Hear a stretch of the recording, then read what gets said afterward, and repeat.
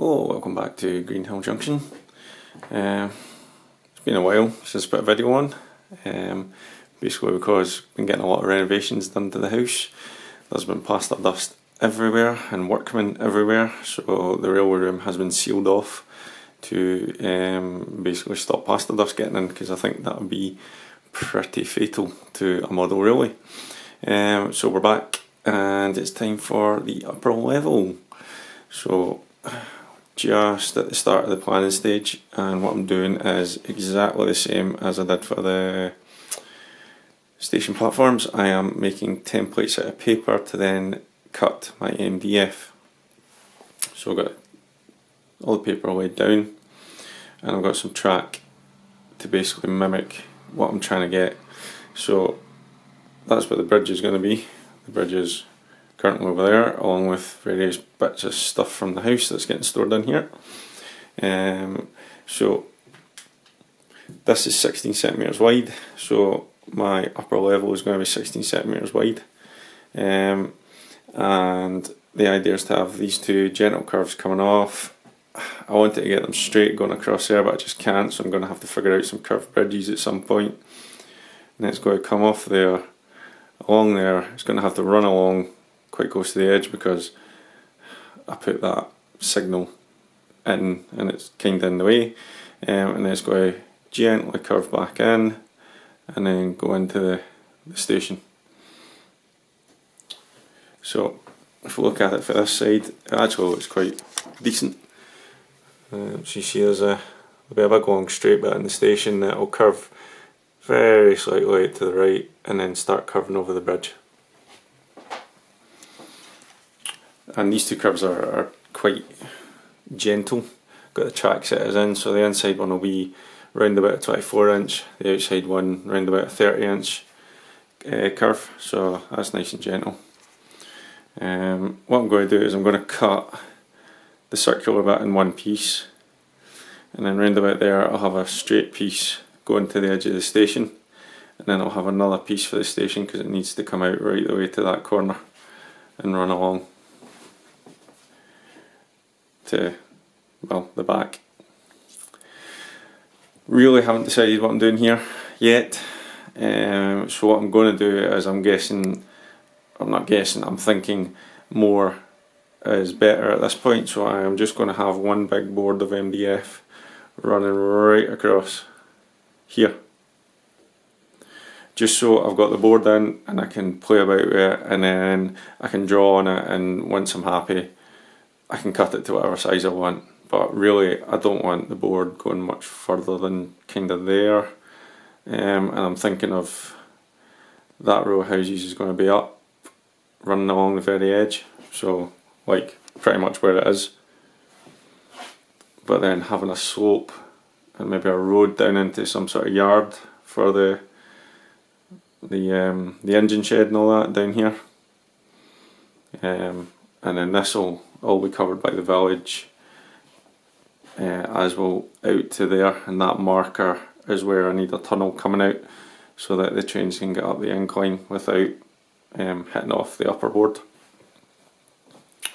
This side is going to be much of the same. There'll be another curve coming off there into a junction at the end of the incline. Still got to figure that out. If we get that done in this video, great. If we don't, well, it could be the next one. So I'm going to get drawing and cutting, and we'll come back once we're sort of constructing this side of things. Right, so there's the template cut out for the corner. That's certainly the area it's going to be. And if I bring you in closer, you can see my doodles. So I thought 16 centimeters was going to be a bit wide for the whole thing, so I've kind of gently tapered it in to 12 centimeters, 14 centimeters. I can't remember now, hang on. 12 centimeters. So 12 centimeters all the way around, and it kind of widens there to then come into the station, and I just need to add on a little bit there, so that'll be included in there.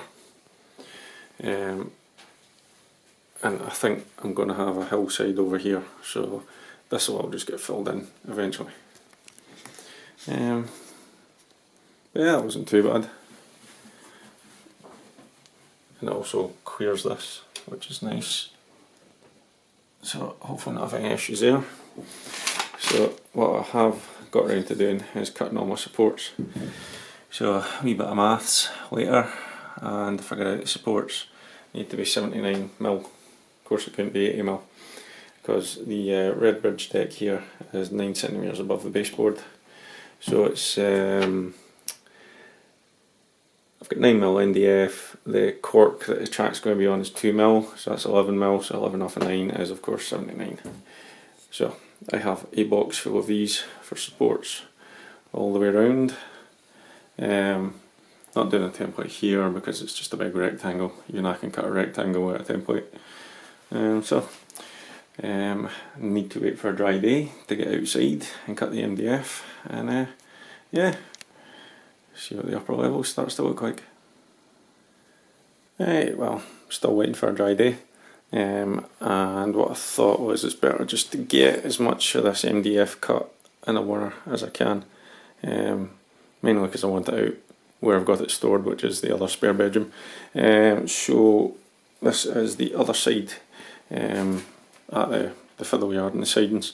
So again, coming off the bridge, slightly tighter curves. I've got a 24" and a 21".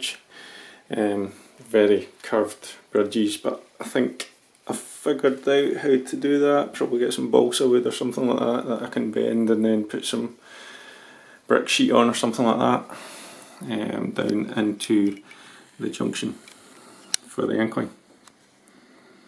Now what I've just actually ordered is a single slip for here, because these are double slips underneath all that track, because I wanted kind of everything to be able to go every way.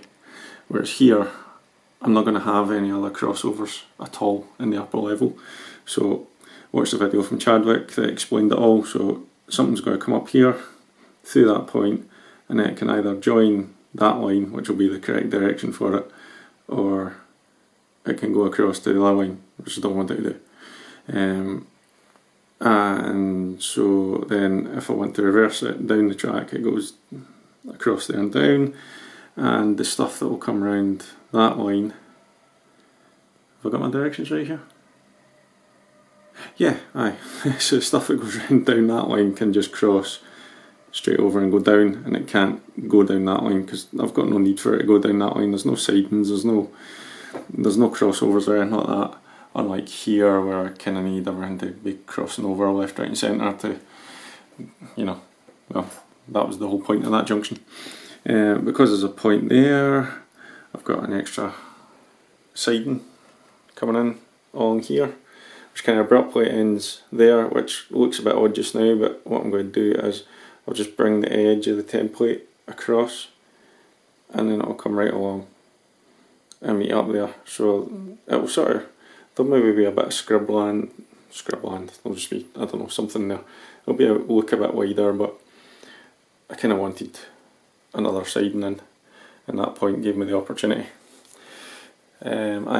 So now it'll just be another sort of boxy section there to meet up with the big bit that I'm putting across there, whilst I figure out what I'm doing. So it's quite good fun doing this, I have to admit. Nice to see things taking shape. That was a really fast sweep there, sorry about that. So I'll get all this drawn on. I think we're going to dry day in a couple of days, and I'll get out and start cutting. So see what happens after that. Right, progress has been made. We now have an upper level, well, 3/4 of it. So I've got what will be the upper station, all the way around to the bridge. Come back to that in a second. Off the bridge, round,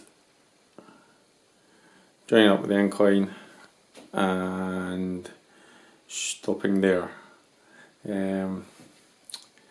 Missing a bit there, and there's a reason for that. Because I went outside with my big bit of MDF, laid the templates down, drew them out, thought you know what, there's a better way to do this to give me more wood.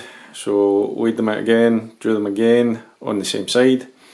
Didn't rub out or make some sort of mark on the original drawings, and managed to cut that out twice, which meant I had basically scrap wood left. So I had to go and buy another bit for this side, which was considerably smaller because my first bit got delivered in my brother-in-law's van. Unfortunately my Focus estate can't take a bit of wood that big, so I had to get a smaller bit, and I'm pretty much left with a small square now. So when I can be bored going back to B&Q, I'll buy a bit for going across there.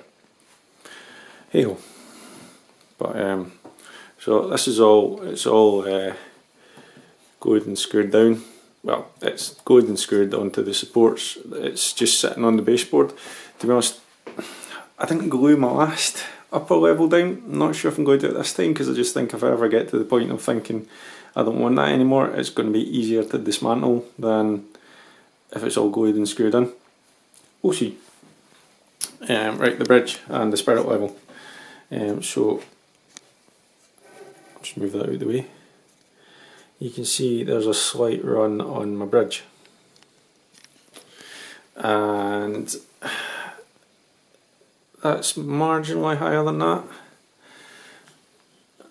It's a bit better there. So 2mm cork's going to come up to that, and I think that's just about going to be level. This side, 2mm cork actually puts the track above the level of the red. So I don't know if my desk is actually just out of. Let's try that. Yeah. Right, my desk is out. But weirdly, that's pretty level for my level of work anyway. So yeah, might end up just packing a little bit of cork under that, say a bit of 2mm cork to raise that up, and then the 2mm cork up there will balance it out. That'll just get me back to root zero. Anyway, another thing I figured out. So yeah, all glued and screwed. I'm happy with the curve, nice curve around there. For some reason my measuring went haywire, and I've got a bit of centimetre lip there, so that's just going to get chopped off. Just because that is actually the perfect width, because by the time I add in walling it's going to be quite close to this track, so that's perfect width. Fine with that. Around here, slightly wider. Can quite comfortably get, I know this is rough and ready, but can quite comfortably get 3 tracks around there. I do have my single slip, which we just cleaned because it was a bit manky when I got it. Aye, so that's about as far as we're getting right now, because my model shop is low on supplies and I want to buy from the model shop to keep him going. I'm fortunate to be north of the border. For people that don't know what that means, I'm in Scotland, in case you hadn't noticed by the accent. So we are not in lockdown, well, not quite in lockdown, and shops are still open, so I'm waiting for the model shop to get some stock in. Like fish plates. The only thing I had was nails, and there's no point in nailing down track with no fish plates, so I need fish plates. And there was something else I asked them for. Points. Aye, so I'm waiting for that.